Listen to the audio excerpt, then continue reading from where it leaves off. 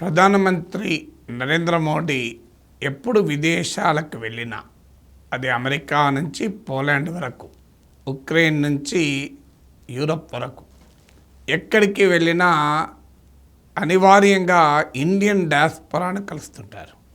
ఇది గమనించండి. ఇటీవల కూడా అమెరికాలో పర్యటన సందర్భంగా భారీగా ప్రవాస భారతీయుల సమావేశాలు జరిగాయి. సో దీని యొక్క భారీ ఈవెంట్గా కూడా జరుపుతారు. ప్రత్యేకంగా ఓవర్సీస్ బీజేపీ అంటే విదేశాల్లో ఉన్న బీజేపీ సానుభూతి పరులు, బీజేపీ ఐడియాలజీతో ప్రభావమైన వారు, మోడీ పట్ల అభిమానం ఉన్నవారు పెద్ద నెట్వర్క్గా ఏర్పడి ఈ ఈవెంట్స్ను ఆర్గనైజ్ చేస్తుంటారు. ఇవాళ అమెరికాలో కూడా ఈవెంట్స్లో నిన్న మోడీయే ప్రస్తావించినట్లు ఈవెన్ సీటింగ్ కెపాసిటీని మించిన డిమాండ్ ఉంటుంది రావటానికి. సో దాన్ని దేశవ్యాపితంగా లైవ్లో ఉంటుంది, ఇంటర్నెట్లో ప్రసారం అవుతుంది. ఇది ఒక బిగ్ ఈవెంట్.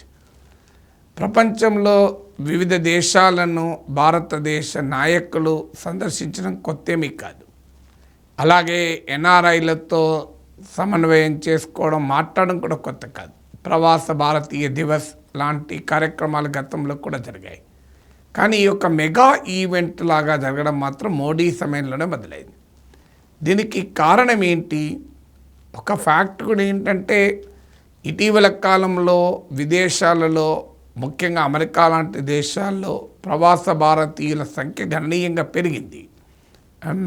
ఇది ఎవ్రీ ఇయర్ పెరుగుతూ ఉంటుంది. అమెరికాలో ఉండే భారత పౌరులే కాదు, భారతదేశం నుంచి వెళ్ళిన చదువుకోవటానికి, ఉద్యోగం చేయడానికి వెళ్ళిన అనేక మంది అమెరికా లాంటి దేశాల్లో, ప్రపంచంలోని చాలా దేశాల్లో నివసిస్తూ ఉంటారు. సో వీరి సంఖ్య యాక్చువల్గా దేశంలో ఎన్నికల్లో వాళ్ళు పాల్గొని ఓటు వేయడంతో పోలిస్తే చాలా తక్కువే. మ్యాక్సిమం అయితే వారి పేరెంట్స్, వాళ్ళ ఫ్యామిలీస్ వాళ్ళను కొంత ఇన్ఫ్లుయెన్స్ చేయగలుగుతారు. కానీ అది కూడా లిమిటెడ్ నెంబరే. దేశంలో ఉన్న కోట్ల మంది ఓటర్లలో ఎన్ఆర్ఐలు, వారి బంధువులు, వారి మిత్రులు, వారికి ఉన్న ఫ్రెండ్స్ అండ్ ఫ్యామిలీ నెట్వర్క్లో ఉండే ఓటర్ల సంఖ్య తక్కువే. అందువల్ల కానీ మరి ఎందుకు ఇంత ప్రాధాన్యతను ఇస్తూ ఉంటాడు మోడీ అంటే, దాని వెనకాల క్యాలిక్యులేటెడ్ స్ట్రాటజీ ఉంది. మొదటి స్ట్రాటజీ ఏంటంటే, ఒక నేషనలిస్ట్ ఇమేజ్. మోడీ బీజేపీ రాజకీయము మొత్తం కూడా మీరు దేశభక్తి, జాతీయత అనే అంశాల ఆధారంగా క్రియేట్ చేయబడింది. సో విదేశాలలో వెళ్ళి ప్రధానమంత్రి మాట్లాడితే ప్రతిపక్ష నాయకునికి లేని అడ్వాంటేజ్ ప్రైమ్ మినిస్టర్కి ఉంటుంది. ప్రైమ్ మినిస్టర్ దేశం గురించి పాజిటివ్గా మాత్రమే చెప్తారు. నెగిటివ్గా చెప్పాల్సిన అవసరం ప్రైమ్ మినిస్టర్కి ఉండదు. ఒకవేళ ప్రతిపక్ష నేత వెళ్తే అనివార్యంగా ప్రభుత్వాన్ని విమర్శించాలి. ప్రభుత్వాన్ని విమర్శించినప్పుడు అది దేశాన్ని తక్కువ చేసి చూపినట్లుగా అధికారంలో ఉన్న పార్టీ దాన్ని కలరింగ్ ఇవ్వగలుగుతుంది. కానీ ప్రైమ్ మినిస్టర్కి ఈ సమస్య లేదు. ప్రైమ్ మినిస్టర్ కంట్రీ యొక్క అచీవ్మెంట్సే చెప్తాడు. సో ఆ కంట్రీ యొక్క అచీవ్మెంట్స్ను చెప్పడం ద్వారా ఒక నేషనలిస్ట్ ఇమేజ్, విదేశీ గడ్డపైన మాతృదేశం గురించి గొప్పగా చెప్పడం, అది కూడా ప్రవాస భారతీయుల సమక్షములో వారి హర్షధ్వానాల మధ్య చెప్పడం అనేది జాతీయ భావాన్ని రగిల్చటానికి దేశంలో ఉపయోగపడుతుంది. అక్కడ హాజరయ్యేవారు కొన్ని వేల మందే కావచ్చు. కానీ మనం ఇవాళ మీడియా, సోషల్ మీడియా యుగంలో బతుకుతున్నాం కనుక నరేంద్ర మోడీ అమెరికాలో మాట్లాడితే అది కోట్ల మంది లైవ్లో చూస్తూ ఉంటారు. సో అందువల్ల అక్కడ ఎంతమంది అటెండ్ అయ్యారనేది ఇష్యూ కాదు. ఆ మెసేజ్, ఆ మీడియం అనేది చాలా చాలా కీలకం.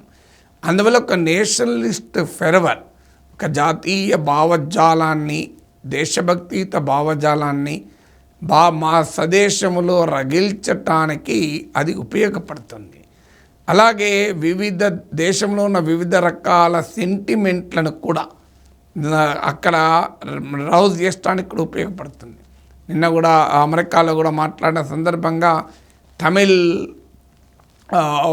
తమిళ్ గురించి కూడా ప్రస్తావించారు. అమెరికాలో ఒక యూనివర్సిటీలో ఏర్పాటు చేసేటువంటి ప్రత్యేక ఫెసిలిటీ గురించి.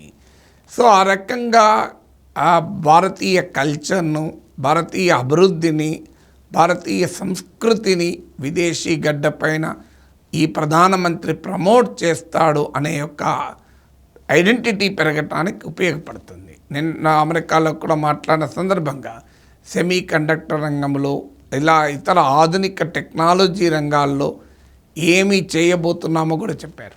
అమెరికాలో ఉన్న వాళ్ళంతా ఎక్కువ టెక్కీస్ ఉంటారు కనుక వాళ్ళకు అపీల్ అయ్యే లాంగ్వేజ్లో కూడా మాట్లాడాడు. అది మోడీ ప్రత్యేకత. సో వాళ్ళ దగ్గర వెళ్ళి వేరే విషయాలు చెప్పలే. వాళ్ళ language, they speak in the language of technology, they live in the world of technology. కనుక వాళ్ళకు ఇండియాలో టెక్నాలజీ అంశాలు, గ్రామీణ మహిళలు వ్యవసాయ రంగంలో డ్రోన్లను వాడతారని మొదలుకొని అమెరికాలో కూడా భవిష్యత్తులో భారతదేశ chips, made in India chips వాడతారు అనే వరకు కూడా ఇండియా టెక్నాలజీ జర్నీని చెప్పాడు. కోర్స్ ఆ ప్రత్యేకతలో గత 10 ఏళ్ళనే మాట్లాడాడు. అంతకుముందు భారతదేశంలో ఏమీ జరగనట్లుగా డిజైన్ చేసుకునే ప్రక్రియ ఎప్పుడైనా మోడీ చేస్తుంటాడు. ఇంక్లూడింగ్ వాజ్పేయి పాలించిన 6 ఏళ్ళు కూడా డిస్కౌంట్ అయిపోతుంది. బట్ అది పొలిటికల్ యాంగిల్ కావచ్చు, కానీ నేషనలిస్ట్ యాంగిల్ అనేది డామినేట్ చేస్తుంది. రెండవది ఏంటంటే ఇంటర్నేషనల్ ఫోరమ్స్లో కూడా ఇండియన్ ప్రైమ్ మినిస్టర్ పాపులారిటీ ప్రపంచంలోని ఆ దేశాధినేతలకు తెలవటానికి ఉపయోగపడుతుంది. ఇప్పుడు గతంలో అమెరికాతో వెళ్ళినప్పుడు అమెరికాలో ఎన్ఆర్ఐ ఈవెంట్లో ప్రెసిడెంట్ ట్రంప్ కూడా పాల్గొన్నాడు. సో మోడీ ట్రంప్ కలిసి పాల్గొన్నారు. మళ్ళీ ఇక్కడ కూడా వచ్చి అహ్మదాబాద్లో కూడా ట్రంప్ మోడీ కలిసి పాల్గొన్నారు. సో అక్కడ ఇంటర్నేషనల్ లీడర్షిప్ కూడా the most popular prime minister అని, అంటే ప్రధానమంత్రి గ్లోబల్ ఇమేజ్ను పెరగటానికి కూడా ఉపయోగపడుతుంది. ప్రధానమంత్రి గ్లోబల్ ఇమేజ్ పెరగడం ఆటోమేటిక్గా దేశంలో కూడా మోడీకి, బీజేపీకి ఉపయోగపడుతుంది. సో అదొక స్ట్రాటజీ కూడా అయి ఉంటుంది. ఇంటర్నేషనల్ ఇమేజ్ ప్రైమ్ మినిస్టర్ పెరగటానికి, ఆహా ఈ ప్రైమ్ మినిస్టర్ ఇంత పాపులర్ లీడర్ చూడండి, తన దేశంలోనే కాదు ఇతర దేశాల్లో కూడా భారతీయులకు ఎంత గౌరవము, అభిమానం అనేటువంటి ఇమేజ్ గ్లోబల్ పొలిటికల్ లీడర్షిప్లోనూ గ్లోబల్ మీడియాలోనూ ప్రజెంట్ చేయడానికి కూడా ఉపయోగపడుతుంది. అందువల్ల మోడీ ఇండియన్ డయాస్పరాను కలవడం అనేది ఒక క్యాలిక్యులేటెడ్ స్ట్రాటజిక్ మెజర్గా, ఒక ఈవెంట్గా పెద్ద ఎత్తున జరుపుతూ ఉంటారు. దీన్ని చూసి ఇతర ప్రతిపక్ష నేతలు ఇటీవల రాహుల్ గాంధీ కూడా వెళ్ళి వచ్చారు. కానీ ఎక్కడా కూడా Modi NRI events, Modi Indian diaspora కలిసే ఈవెంట్స్కు ఇతర నేతలు ఎవరిపైనా దానికి పోలికే లేదు. ఎవరిపైనా జరుగుతుంది. ఈవెన్ రాహుల్ గాంధీ కూడా మ్యాచ్ చేయలేకపోయారు. అందులో కూడా అక్కడ మళ్ళీ ఏం మాట్లాడినా అది వివాదం అవుతూ ఉంటుంది.